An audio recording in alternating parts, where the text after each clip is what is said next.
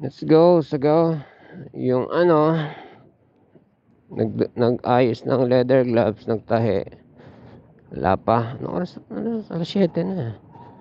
Ano pa? Yung mag-duplicate, sarado pa. Again, alas 7 pasado na. Anong oras ba itong mga tao? Itong mga self-employed kasi itong mga to eh. Pupunta lang to kung anong oras nila feel. Wala namang boss na maninita sa kanila. Kaya puro wala. Meron lang ATM.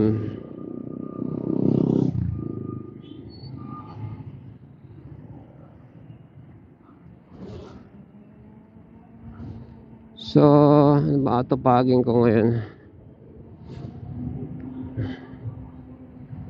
Binilang ko na pala ng ng deworm yung tuta. Sana mabuhay.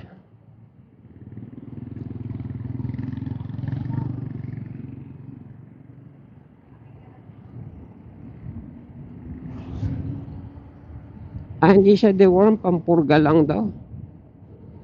Hindi ba't pag deworm purga, di ba't pag purga deworm na rin yun?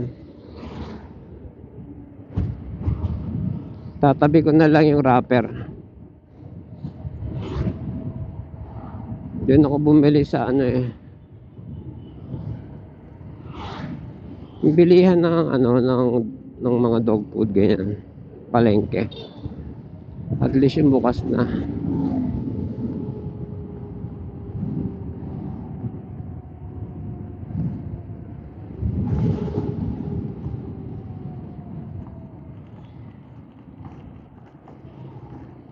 Dulas na naman puwet ko. Itong mga lubak na to, bali wala sa Honda to eh. Pero sa keso na matigas.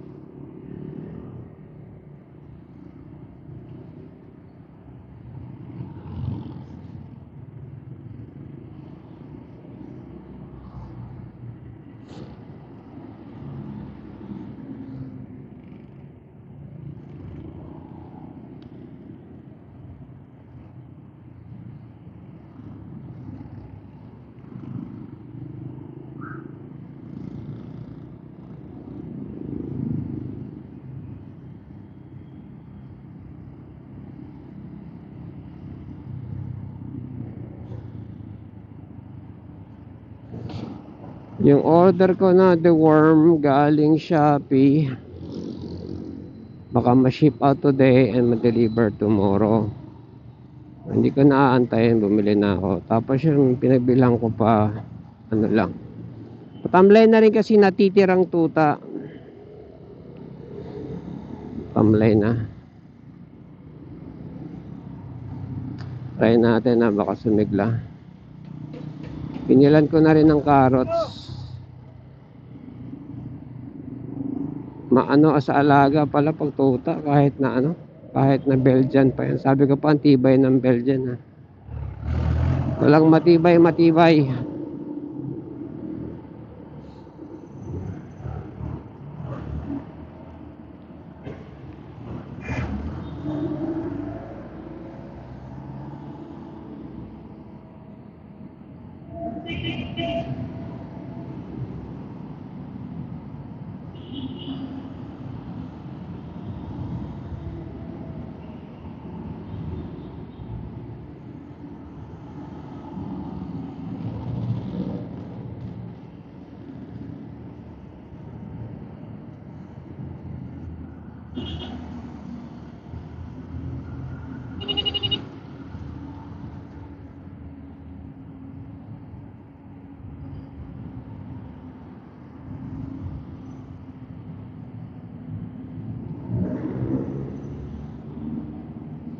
So yung kapatid ni teacher,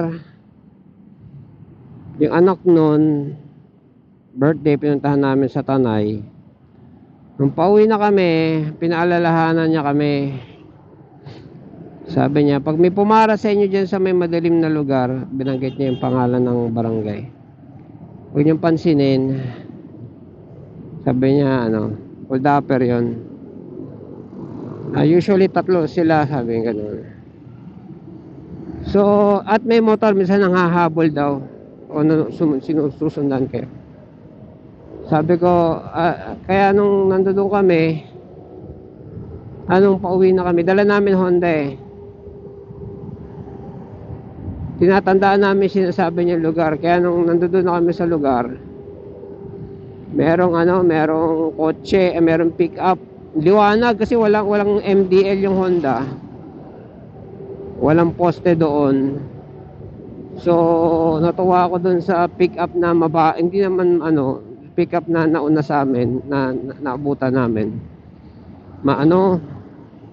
Maliwanag yung ilaw. So binuntutan lang namin.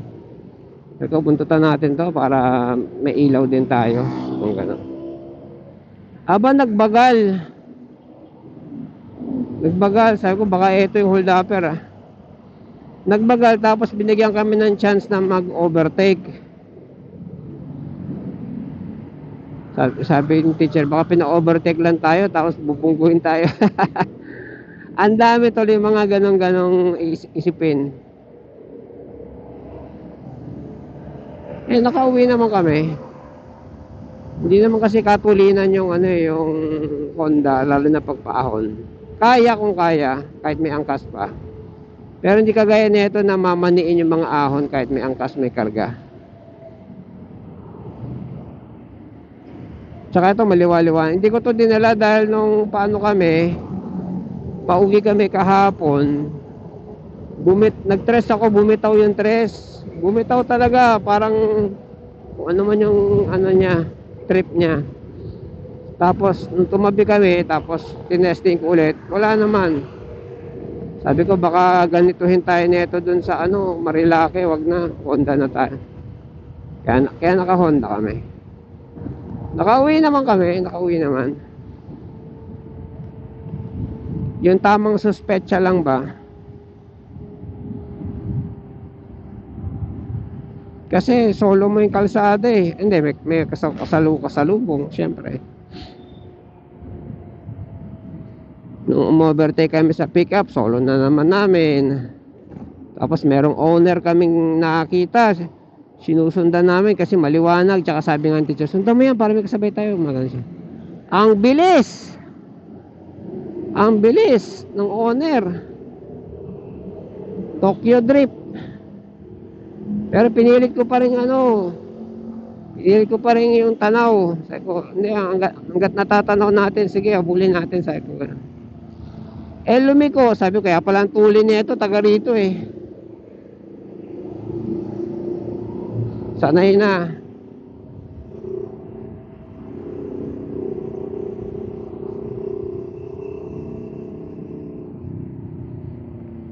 Nag-canvas ako ng hindi nag-canvas, pero may nasa FYP ko yung nag-i-install ng MDL sa Honda. Sabi niya, yung wiring ko, Japan yan. Pag ako nag-install, hindi ako nagbabalat ng wire. Ganito yung quality ng gawa ko. Ganito yung MDL ko, tsaka busina. Puro original na ikakabit sa'yo. Hindi mabovoid warranty mo. Siya, IG. Pinoy sa IG. Tapos, basta lahat ng sales stock, nando doon sa sa reels niya. Pini-M ko. Sabi ko, sige. Pag magpapakabit ako ng MDL tsaka busina ng ganyan, how much? Sabi niya, 13 lang boss, 13 sabi niya. Japan wire na yan, Japan wire. So 13 sa Honda. Dito sa Quezon, 100. Hindi umabot ng 500, 50 nga lang bayad ko sa electrician sa motor shop. Hindi ako nakaubos ng 500 ko, may sukli pa. Sama na yung MDL. Alang ginagasgas yung pairings ko kasi alanganin yung sukbit niya.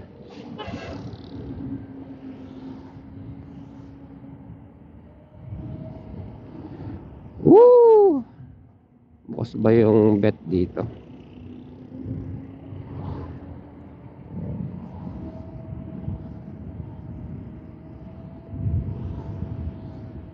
So meron na akong pangpurga. Bakit pangpurga? Google nga tong tablet na to. Baka di lang niya alam yung tinitinda niya.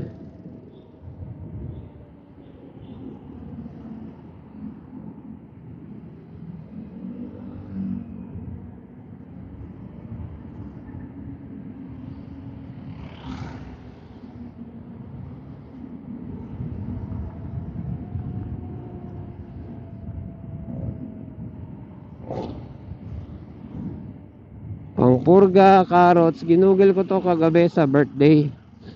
Siyempre nakatanga lang ako doon. Sabi ganun, carrots daw. Saka turmeric. And surprisingly, kinakain niya yung turmeric. Masama kaya ng lasa ng turmeric. Hindi ko bet yun eh. Turmeric. Kahit saang sabaw mo pa yun ilagay, hindi ko bet yung lasa. Luya, nagsasalabat ako, pero turmeric eh. Hindi ko bet lasa.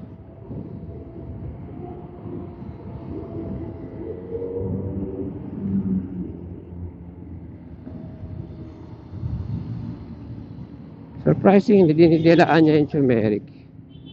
Yung carrots, ginisa ko yan sa baboy, ganyan, sa mantika ng baboy, ganyan. Yung mantika na ano, yung katas ng mantika ng baboy, lempo. So the whole night, ang galing niya kasi nung nakakulong kami sa kwarto, dalawa, ano siya, nagpasabi siya na gustong lumabas. So nung pinalabas ko, umihi siya, tsaka nagpupo siya doon sa favorite spot niya sa labas. Tapos ayaw niya na pumasok sa kwarto. Sabi ko, sige, diyan ka lang sa bungad. So kasi sa kwarto, monitor ko siya kung ano nalagay niya. Sa bungad siya, yung pala, pumupo pa daw siya ng ilang beses pa sa labas.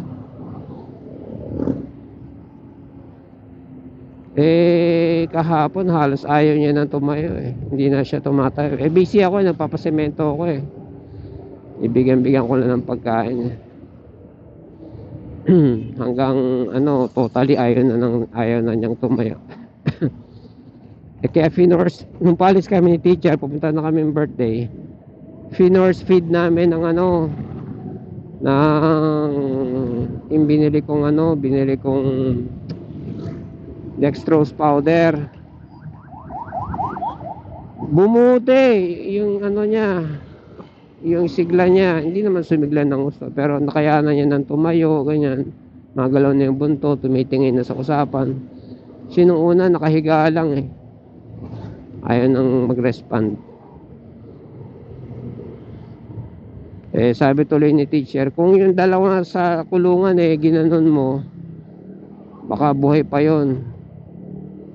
So gusto ko pa naman yung ano doon, yung brown, pinaka ano yun alpha. Super busy hindi biro magsimula ulit mula tuta, dahil babantayan mo ng kain, inject, kung ano man mga kailangan. Akala ko kasi napakamahal ng mga ganun injection. Tinanong ko yung kapatid ni teacher, sabi niya 400, 500 ganun. Anti-rabies, may 5-in-1 na, may deworm na, ganyan. Anti-rabies, ganyan pa pala ako nakasignal. Anti-rabies, anti-parvo, ganun. anti-worm, anti-distemper, mga ganyan-ganyan.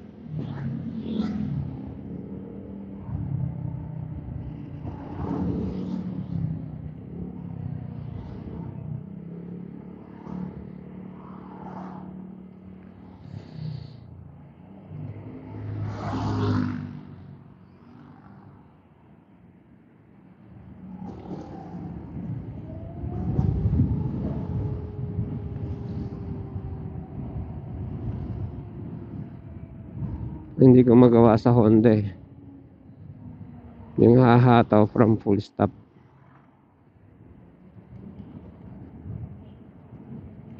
Rumble! Let's get ready to rumble. Isang araw, may sumemplang dyan, nakamotor. Ano pa eh, bata-bata pa eh.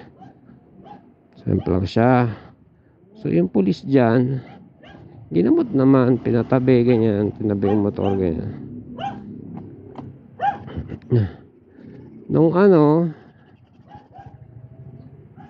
Nung bumalik ulit ako, kasi naghahakot ako nun, nandiyan pa rin. Pero kita mo na yung mga mertilet sa niya, sugat niya. Hindi pa rin nakakaalis. So, ang assessment ko, hindi na siya pinaalis. Possible na dahil walang lisensya, walang rehis, kung ano man mga lilitaw violation mo nun eh. Pag sumemplang ka, lilitaw yung mga butas mo sa mo, rehistro mo lahat.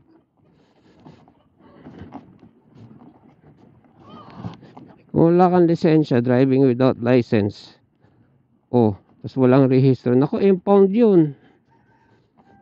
I-impound yung motor mo. But at least may lisensya ka.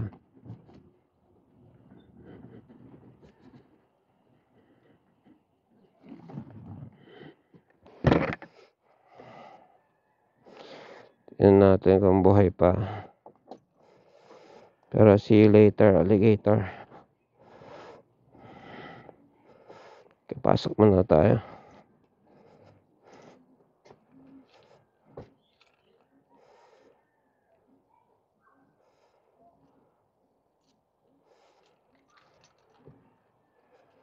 I hope buhay pa. Apa!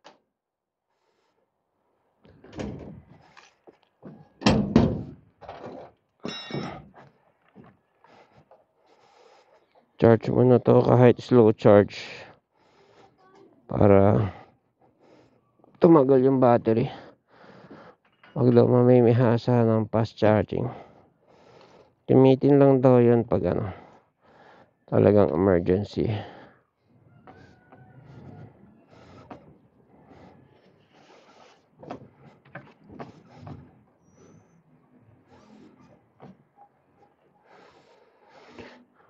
Ganun ka. Medyo may dugo nga yung pupo niya.